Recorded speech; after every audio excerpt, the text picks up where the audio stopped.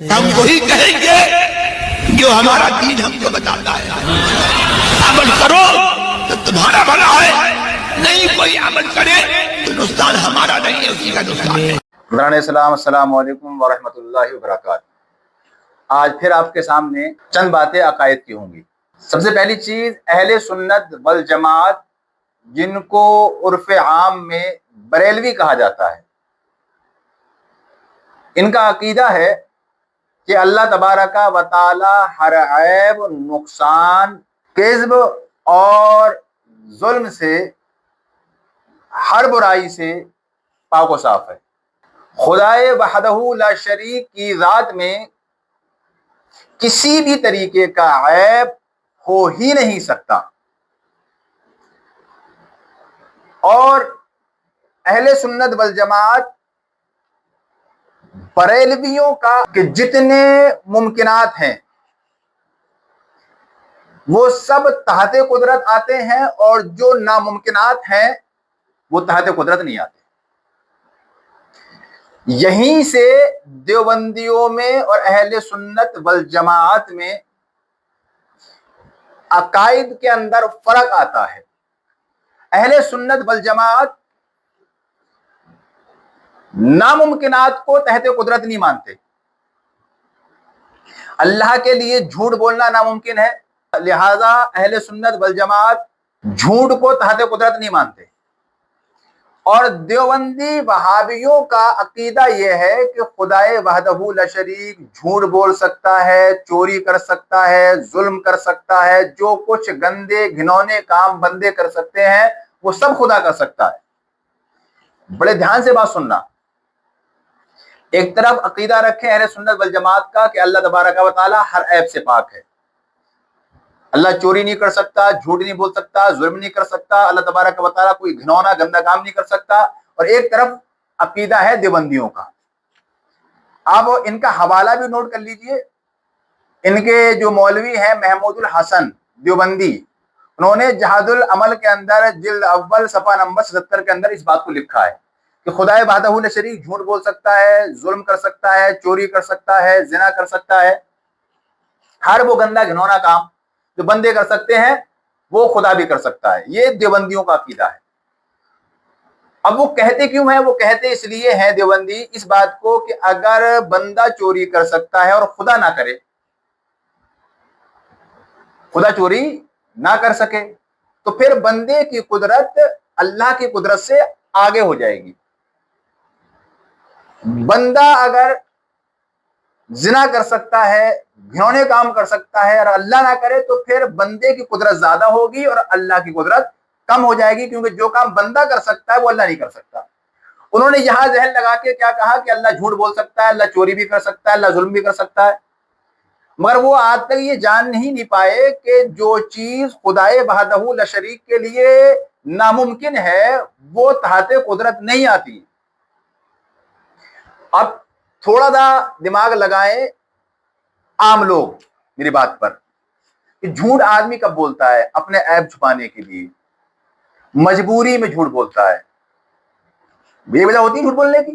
اب اگر اللہ جھوٹ بول سکتا ہے تو پھر یہ بھی ماننا پڑے گا کہ یا تو اللہ ڈر رہا ہے کسی سے جھوٹ بول رہا ہے، یا پھر اللہ مجبور ہے، یا پھر اللہ اپنے عیبوں کو چھپا رہا ہے.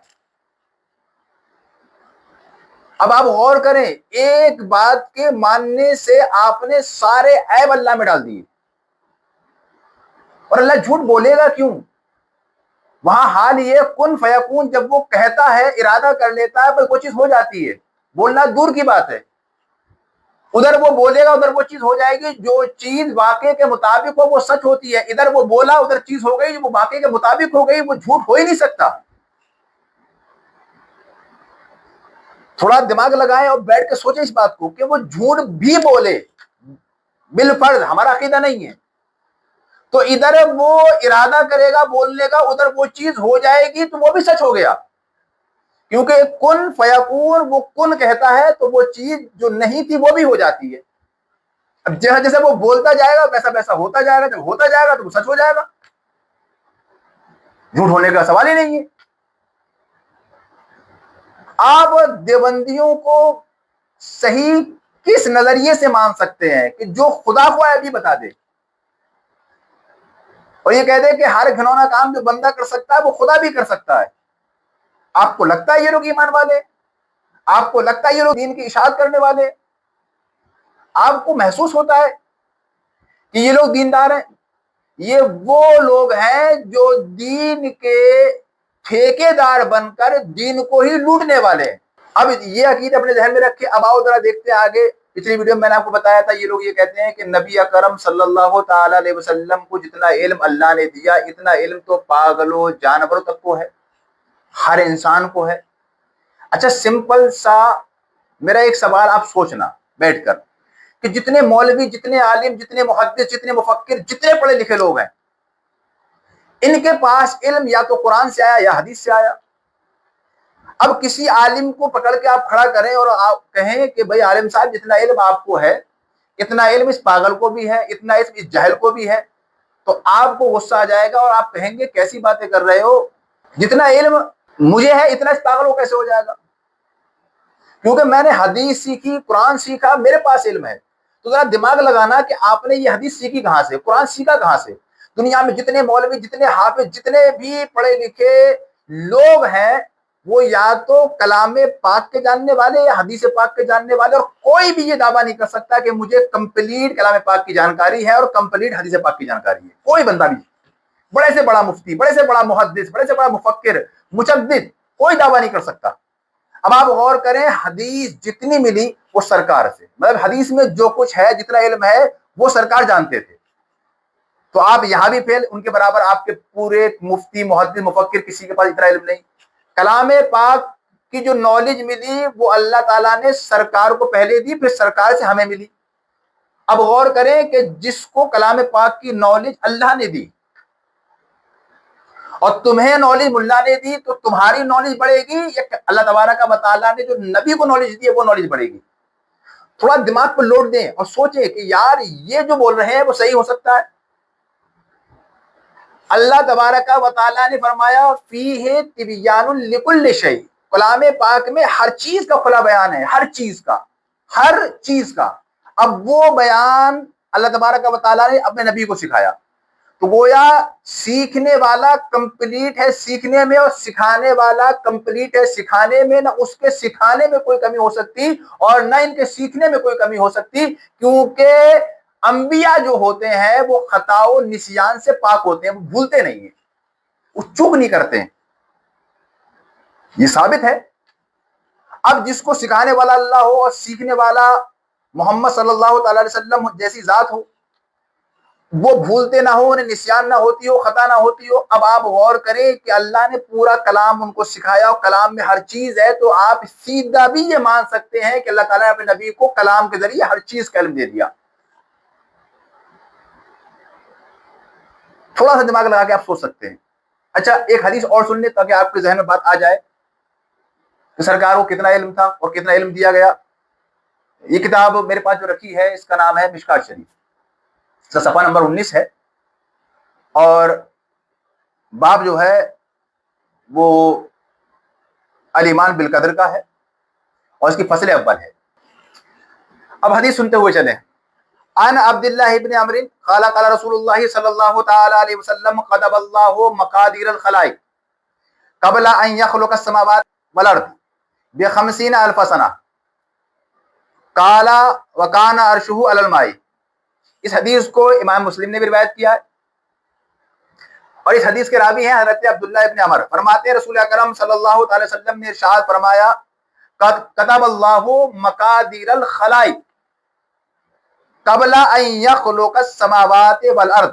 اللہ تبارک و تعالیٰ نے مخلوق کی تقدیروں کو، دھیان دینا، مخلوق کی تقدیروں کو زمین اور آسمان کی پیدائش سے 50,000 سال پہلے لکھ دیا۔ یہ کس نے فرمایا؟ ہمارے نبی نے۔ کس نے فرمایا؟ ہمارے نبی نے۔ اب آپ غور کرنا، زمین نہیں ہے، آسمان نہیں ہے۔ جب زمین آسمان نہیں ہے تو چاند بھی نہیں، سورج بھی نہیں، ستارے بھی نہیں، مخلوقات بھی نہیں، پیڑ بھی نہیں، پودے بھی نہیں، دریا بھی نہیں، سمندر بھی نہیں، جانور بھی نہیں، اور یہ دیوبندی بھی نہیں، وہابی بھی نہیں۔ دنیا میں کوئی انسان نہیں، کوئی نبی نہیں بنی، آدم بھی نہیں بنے، کیونکہ آدم بنے مٹی سے، اور اس ٹائم زمین بنی نہیں تھی۔ زمین کے بننے سے 50,000 سال پہلے مخلوق کی تقدیروں کو لکھا گیا، اور اس کی جانکاری، اس کی نالج ہمیں کون دے رہا ہے؟ مدینے کے تاجدار۔ جو چیز دنیا کے بننے سے پہلے ہزاروں سال پہلے لکھی گئی، اس تک کی جانکاری مدینے والوں کو ہے۔ آپ کو کیسے معلوم ہوا کہ زمین و آسمان کی پیدائش سے 50,000 سال پہلے مخلوق کی تقدیر لکھی گئی؟ آپ کہیں گے حدیث کے ذریعے، تو حدیث کے ذریعے آپ کو معلوم ہوا، گویا آپ کو نبی کے ذریعے معلوم ہوا۔ آپ کو معلوم نہیں تھا، آپ کو جو جانکاری ہوئی وہ نبی کے ذریعے ہوئی۔ آپ کو اس بات کی جو جانکاری ہوئی وہ کس کے ذریعے ہوئی؟ نبی کے ذریعے، کیونکہ بتانے والے کون ہیں؟ نبی۔ گویا آپ کو جو جانکاری ہے وہ نبی کے ذریعے ہے، اور نبی کو جو جانکاری ہے وہ خدا کے ذریعے ہے۔ اب یہاں آپ سوچ سکتے ہیں، اپنا دماغ لگا سکتے ہیں کہ پھر مخلوق کا علم نبی کے علم کے برابر کیسے ہو جائے گا؟ نبی کو اللہ تبارک و تعالیٰ نے وہ علم دے دیے جو دنیا کی پیدائش سے ہزاروں سال پہلے ہوئے، جب کچھ نہیں تھا، کچھ بھی نہیں تھا، ان کی جانکاریاں رب نے دے دی اپنے نبی کو۔ تو آپ غور کریں پھر نبی کو کیا کیا دیا ہوگا۔ ارے ہم تو سیدھی بات جانتے ہیں، رب فرماتا ہے وَعَلَّمَكَ مَا لَمْ تَكُنْ تَعْلَمْ، وَعَلَّمَكَ مَا لَمْ تَكُنْ تَعْلَمْ۔ اے محبوب، جو آپ نہیں جانتے تھے وہ ہم نے آپ کو سکھا دیا۔ اب آپ یہ کہو گے کہ سرکار یہ نہیں جانتے، تو رب کہتا ہے میرا نبی نہیں جانتا تھا، میں نے سکھا دیا، بات ختم۔ ہمارا عقیدہ یہ ہے کہ اللہ تبارک و تعالیٰ کا علم جو ہے وہ سمندر ہے، اور اس سمندر میں سے کچھ حصہ اللہ تبارک و تعالیٰ نے اپنے محبوب کو دیا، مگر وہ کچھ نظر کرتے ہوئے اللہ تبارک و تعالیٰ کی طرف ہے۔ اور اگر اس علم کے مخلوق کی طرف ہم منسوب کر دیں تو پھر وہ علم اتنا ہے کہ ساری دنیا کا علم ملایا جائے، سارے لوگوں کا علم ملایا جائے، پھر بھی وہ نبی کے علم کے سامنے ایسے ہیں جیسا کہ کسی سمندر کے سامنے بارش کے ایک قطرے کو اہمیت ہوتی ہے۔